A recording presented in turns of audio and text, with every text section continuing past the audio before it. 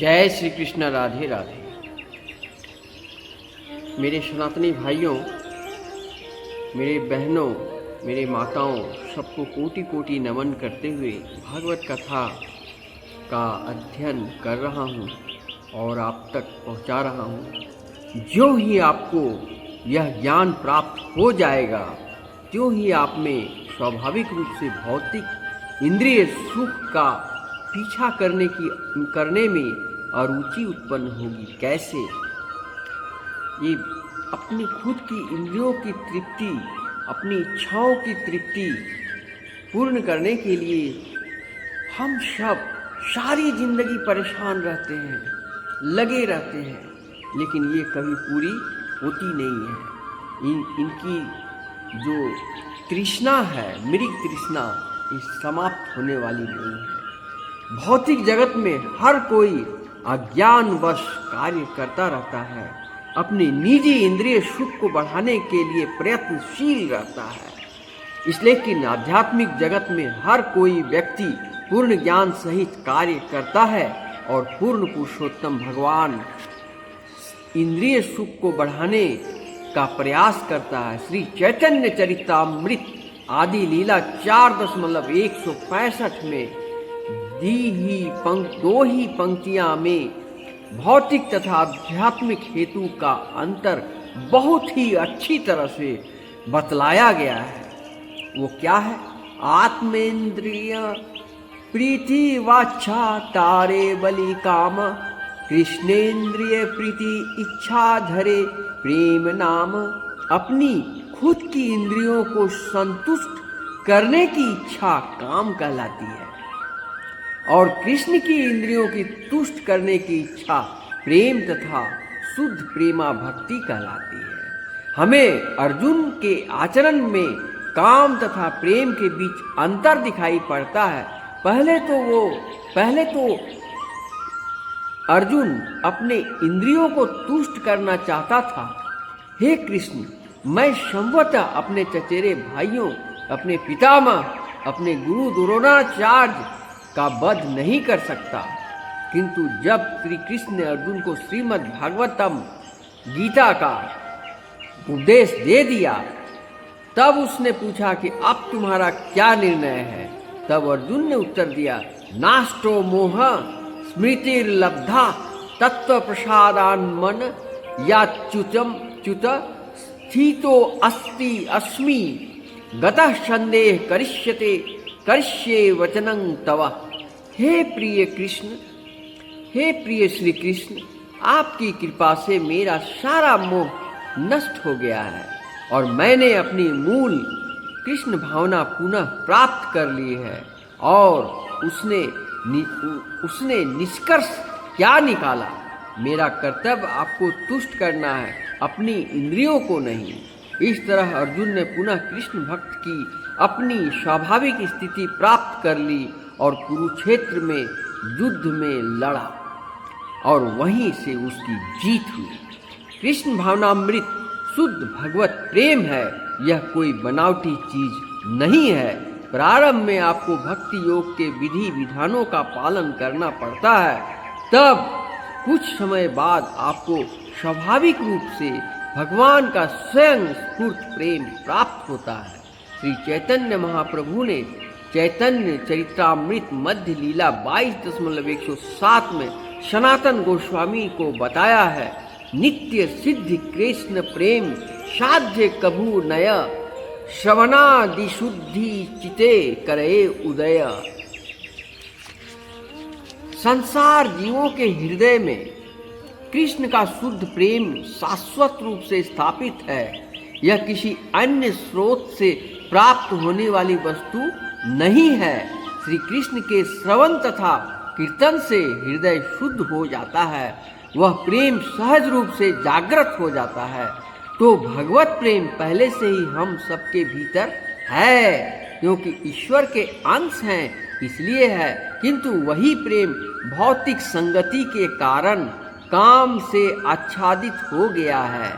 जब दर्पण धूल से आच्छादित होता है, तब आप उसमें अपना मुख नहीं देख सकते, किंतु उसे साफ करने से आप अपना मुख उसमें स्पष्ट देख सकते हैं।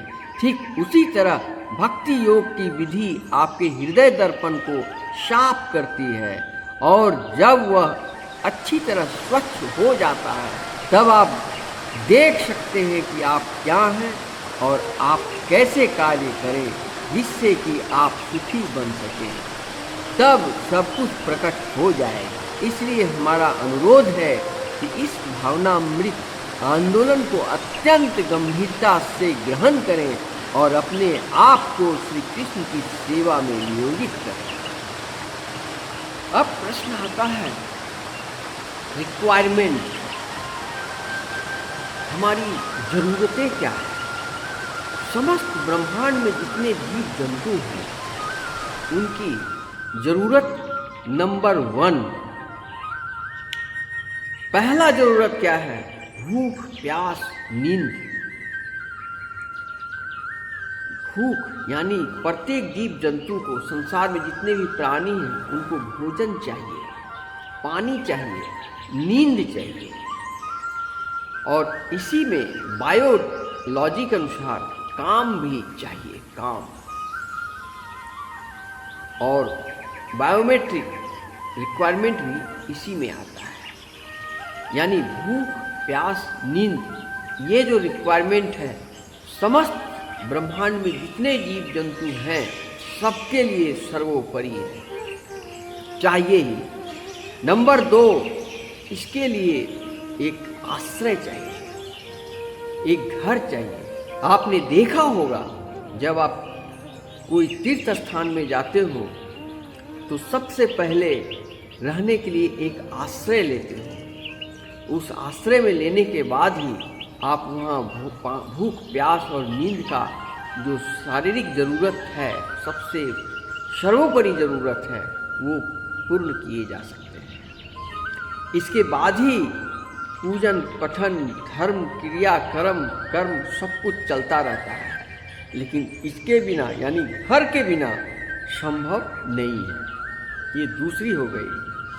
तीसरी हो गई सुरक्षा। सुरक्षा के बिना हम कुछ भी नहीं कर सकते हैं। सुरक्षा से ही हम निर्भय रह सकते हैं।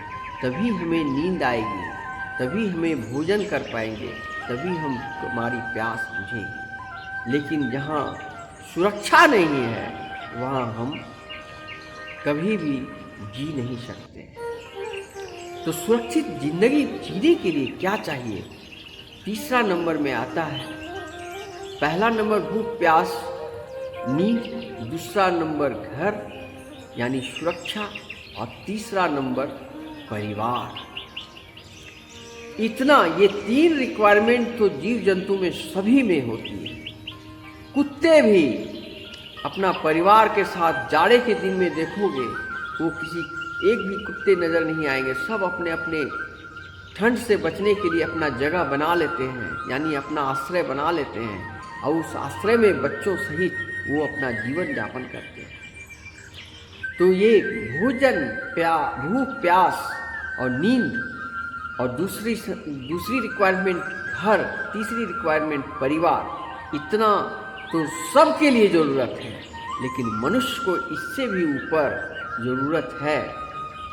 वो इतना तो जीव जंतु जानवर भी कर लेते हैं, लेकिन जब मनुष्य कुल में जन्म लिए हो तो इसमें तीसरा के बाद चौथा आता है, आपका हृदय में ज्ञान है कि नहीं, शिक्षाएं हैं कि नहीं, काम करने की दिशा, मेहनत करनी पड़ती है। जीवन यापन के लिए मेहनत करना है। यहाँ पर भाग्य से जो मिलता है वो तो सीमित है, जितना भाग्य में लिखा है उतना आपको मिल जाएगा। लेकिन कर्तव्य करने से क्या मिलता है? कर्तव्य आपका सही हो, कर्म अगर आपका सही हो तो भाग्य में जो नहीं भी लिखा है वो भी आपको मिल सकता है, और बड़े आसानी से मिल सकता है। कर्म, इसलिए कर्म को गीता में भी कर्म का बड़ा स्थान दिया गया है। अब सवाल आता है कि कर्म किया जाए तो किस प्रकार का कर्म किया जाए? अब कर्म करने के लिए आपको मेहनत करना पड़ता है। बिना मेहनत से कर्म हो ही नहीं सकता। और मेहनत करने के लिए क्या चाहिए? सही दिशा, मार्गदर्शन चाहिए। सही दिशा में मेहनत करोगे और समय के अनुसार करोगे तभी लाभ मिलेगा। मान लिया जाए दिल्ली से आपको श्रीनगर कश्मीर जाना है तो श्रीनगर कश्मीर का ही फ्लाइट पकड़ना पड़ेगा, लेकिन आप कोलकाता का फ्लाइट में बैठे हो तो कश्मीर नहीं जा सकते। इसलिए दिशा का ज्ञान होना बहुत जरूरी है। जो आप कर्म कर रहे हो उसमें आप देखो, आत्मचिंतन करो कि मेरा कर्म सही दिशा में है या नहीं। अगर सही दिशा में नहीं है तो सारा कर्म किया हुआ व्यर्थ में चला जाएगा और फिर आपका कोई सफलता नहीं मिलेगी। तो ये सही दिशा मार्गदर्शन करने वाला होता कौन है? वो है ज्ञान। और ज्ञान कहां से मिलेगी?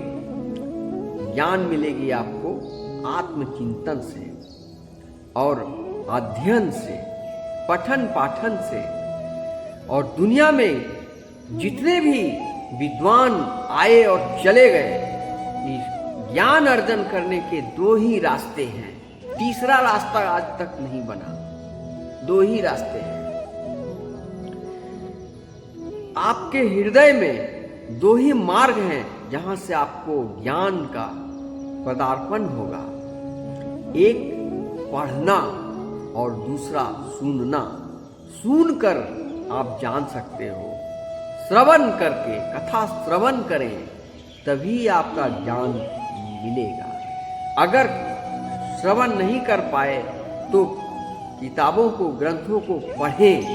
अब पढ़ करके भी ज्ञान पाए जा सकते हैं। ये पढ़ना और सुनना, ये दो ही मार्ग हैं शिक्षा अध्ययन करने का और ज्ञान प्राप्त करने का।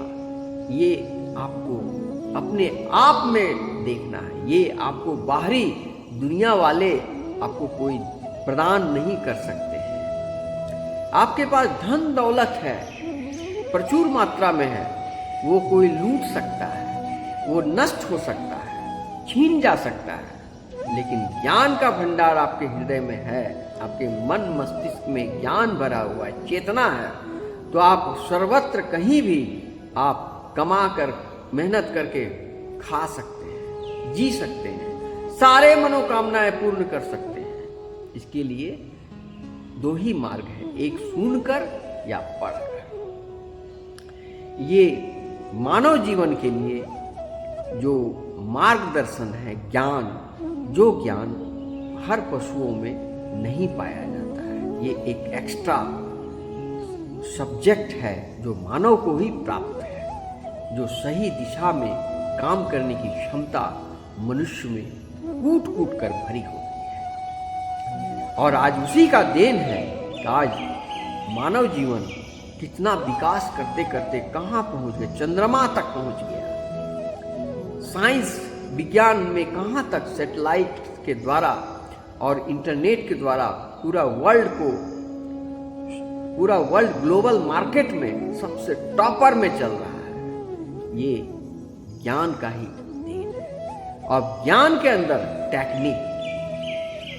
अब सवाल आता है, मेहनत भी करनी है, ज्ञान भी है, सब कुछ है, लेकिन पब्लिक डिमांड क्या है, इस पर आपको ध्यान देना होगा। रिक्वायरमेंट क्या है, कौन सी पढ़ाई पढ़ेंगे, कैसा पढ़ाई पढ़ोगे जिससे तुम्हारी क्विक एक्शन में लाभ हो। क्विक एक्शन में पढ़ाई का रिक्वायरमेंट, जिन सब्जेक्ट की रिक्वायरमेंट है, जिन लोगों का रिक्वायरमेंट है, वो पढ़ाई पढ़नी है। अब जैसे उदाहरण के लिए एमबीए पढ़ने वाले आज संसार में भरे पड़े हैं। आज एमबीए करने के बाद भी नौकरी नहीं मिली। लेकिन बहुत सारे मैनेजमेंट कोर्स ऐसे हैं जो नए नए लॉन्च हुए हैं, जिसका पब्लिक डिमांड बहुत हायर है। अब जैसे पेट्रोल से चलने वाली गाड़ी की इंजीनियर तो भरमार पड़े हुए हैं, लेकिन कोई व्यक्ति पानी से यदि कार को चला दे तो उसका डिमांड बहुत ज़्यादा होगा।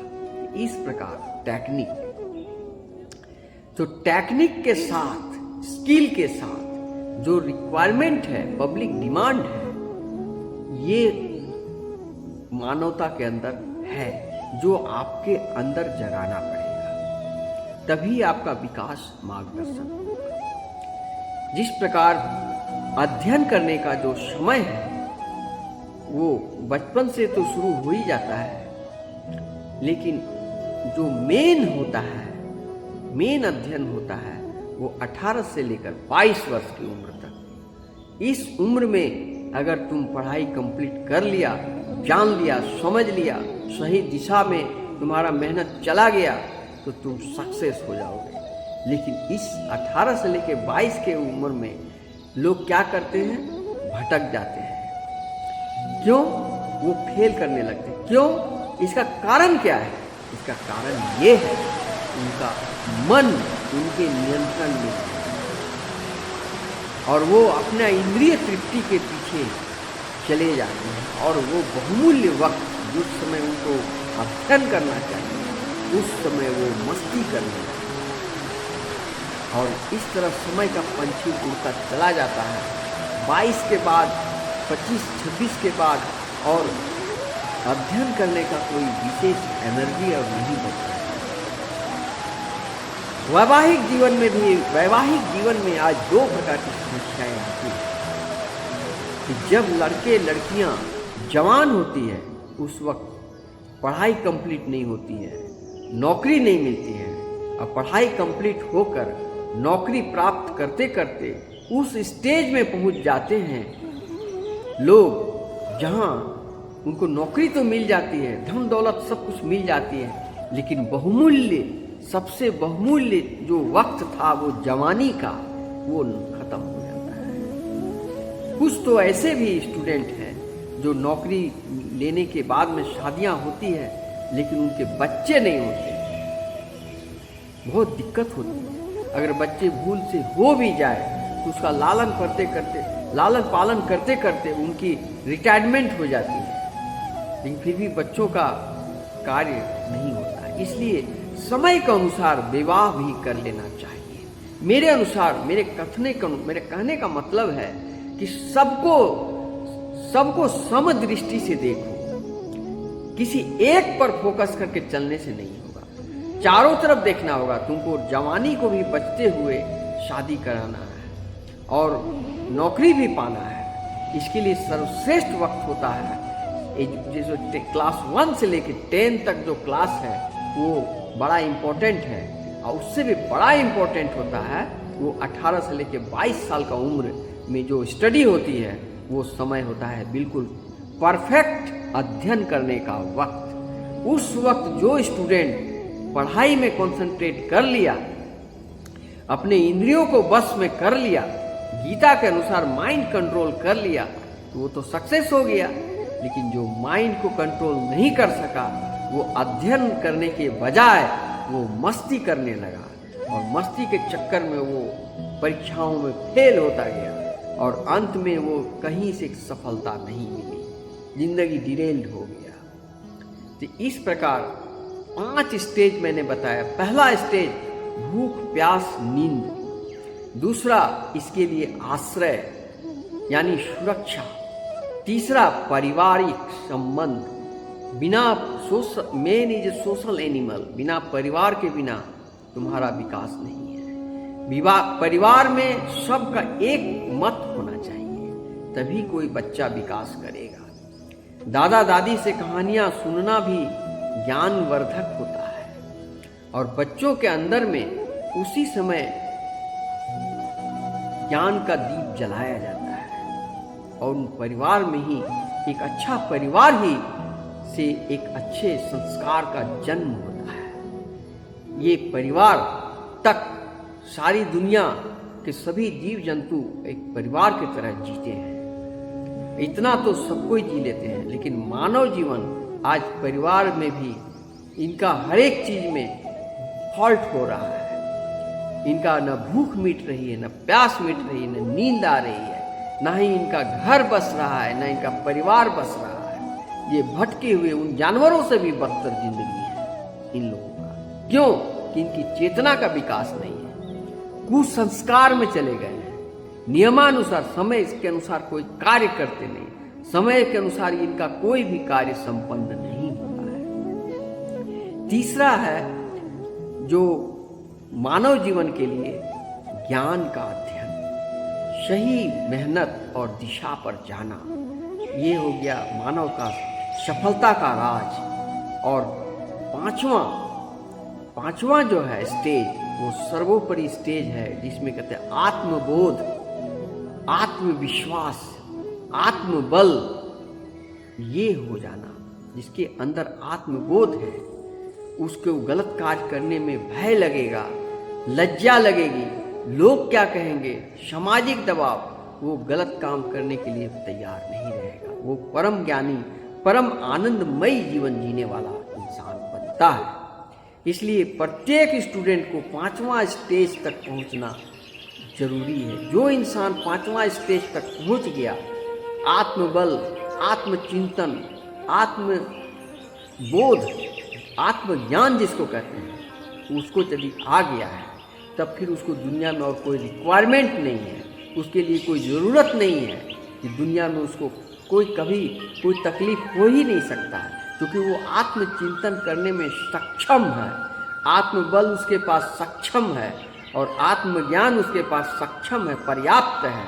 वो कृष्णा कॉन्शसनेस को भी जानता है और मटेरियल वर्ल्ड को भी जानता है, फेक रिलेशन को भी पहचान सकता है और रियल रिलेशन को भी जान सकता है। सच्चाई क्या है, मिथ्या क्या है, इसका राज भी वो जान सकता है। इसी को कहते हैं बुद्धिमान, ज्ञानी, महापुरुष। ऐसे महापुरुष संसार में बहुत कम ही होते हैं, और ऐसे महापुरुष को बनाने में सबसे पहला स्थान है, वो है संस्कार। और संस्कार का जन्म होता है परिवार से, सत्संग से। जब तक सत्संग नहीं मिलेगा, वातावरण सत्संग का नहीं होगा, तब तक दिमाग, मस्तिष्क का विकास हो ही नहीं सकता। इंसान जब जन्म लेता है, उस समय जिसमें वो पेट गर्भ में रहता है, मल मूत्र का कोठरी में वो रहता है, दम घुटता है, कीड़े मकोड़े उसके अंदर भरे रहते हैं और वो गंदगी बदबू में रहता है। लेकिन वो भगवान से कहता है कि प्रभु, इस नरक से मुझे निकालो और मैं आध्यात्म जीवन में आपके शरण में जाना चाहता हूँ, मुझे जन्म दो। फिर उसका जन्म होता है और वो पृथ्वी पर जन्म लेता है। फिर वो जिस जगह जन्म लेता है, उस मट्टी का सुगंध उसको प्रभावित करता है। उस समय नवग्रह का प्रत्येक ग्रह कहाँ कहाँ पर थे, किस लगन पर उसका जन्म हुआ, उसी तरह उसका जन्म कुंडली का निर्माण हो जाता है।